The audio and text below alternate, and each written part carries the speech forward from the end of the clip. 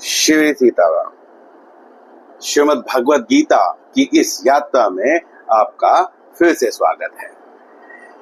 अध्याय 5 श्लोक क्रमांक 19। इहैव त्यजतः सर्गो येषां साम्ये स्थितं मनः निर्दोषं हि समं ब्रह्म तस्माद् ब्रह्मणि ते स्थिताः। भगवान यहाँ पर बात कर रहे हैं उन साधकों के बारे में जिन साधकों ने योगी की अवस्था को प्राप्त कर लिया है इसी जीवन में। इसी अवस्था को भगवान ने ब्रह्म की स्थिति भी कहा है। अब ब्रह्म की स्थिति क्यों कहा है? क्योंकि जो ब्रह्म है वह समभाव में स्थित रहते हैं। भगवान ज्ञानियों को भी इसी स्थिति की प्राप्ति की बात बतला रहे हैं। भगवान कहते हैं इहैव, इह एव अर्थात इसी में, इस प्रकार इसी जीवन में देव वे लोग जितः जीत लेते हैं सर्गो इस संसार को, येषां साम्य स्थितं मनः जिनका मन समभाव में स्थित हो गया है। निर्दोषम ही समम ब्रह्म, वह जो ब्रह्म है वह निर्दोष है, वह समभाव में रहता है।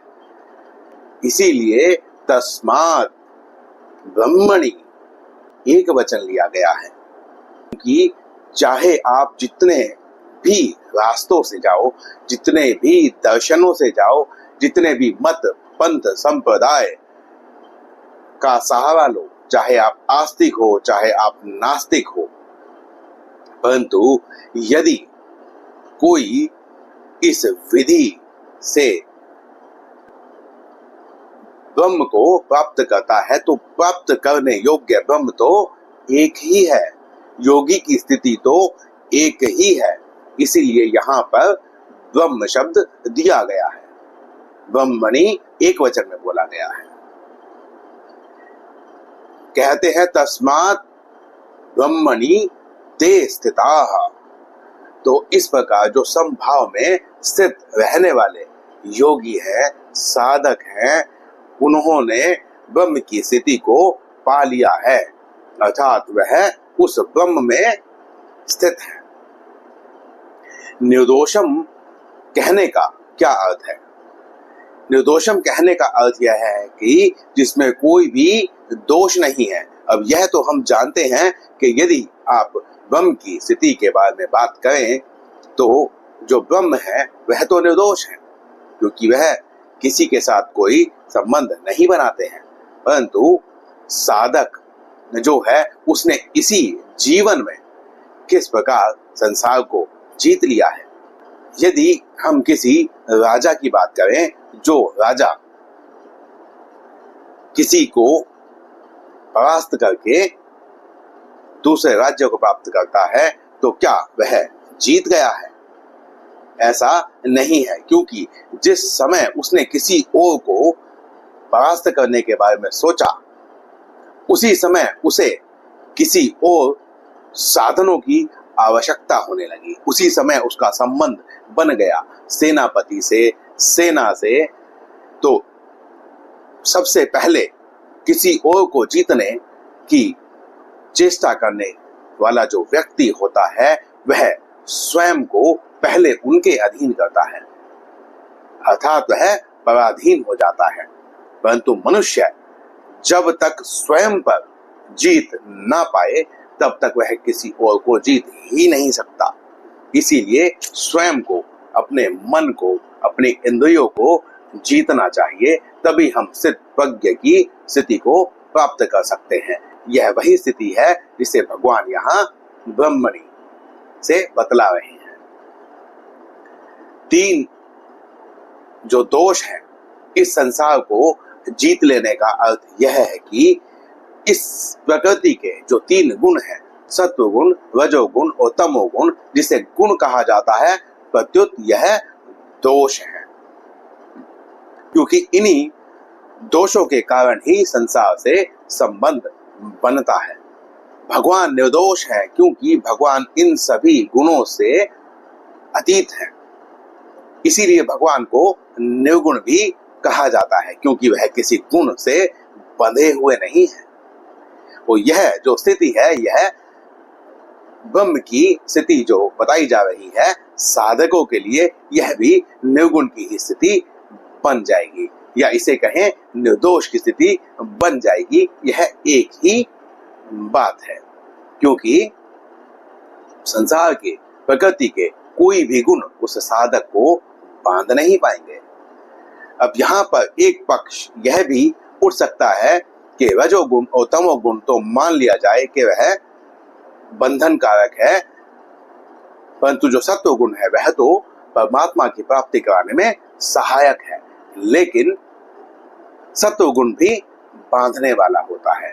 हमें सत्वगुण से भी ऊपर उठना पड़ता है। हमें सभी गुणों को छोड़कर ऊपर उठ जाना है, तभी हम समता की, समभाव की स्थिति में आ पाएंगे। इसी जीवन में यह सब किया जा सकता है, यह भगवान बतला रहे हैं। तो इसके लिए कोई हजारों लाखों जन्म लेने की आवश्यकता भी नहीं पड़ेगी। आपकी निष्ठा, आपकी भावना, आपकी साधना किस प्रकार की है, उसी पर सब कुछ निर्भर करता है। इसी जीवन में भगवान ने कहा, संसार को जीतने वाले ये शाम। अब यहाँ पर जो बहुवचन लिया गया है, ये शाम से कहा गया है उन व्यक्तियों के बारे में जिनके बारे में भगवान ने कहा था कि वे मोहित हो जाते हैं। तो जो मोहित हो जाते हैं वही व्यक्ति यदि समभाव में स्थित हो तो फिर वह मोहित नहीं होंगे, बल्कि इसी जीवन में वह संसार को जीत सकते हैं। सबसे मुख्य बात जो है वह यह है कि समभाव में स्थित होना सबसे सरल है, क्योंकि यह सेवा भाव से भी उत्पन्न हो जाता है। व्यक्ति अपने कर्तव्य कर्मों को पूर्ण निष्ठा से करता हुआ उसके फल के बारे में ना सोचे। जैसे हम कोई कर्म करते हैं तो हमें यह लगता है कि कोई इस कर्म को देखकर मुझे यह कहे कि मैंने बहुत अच्छा कर्म किया है।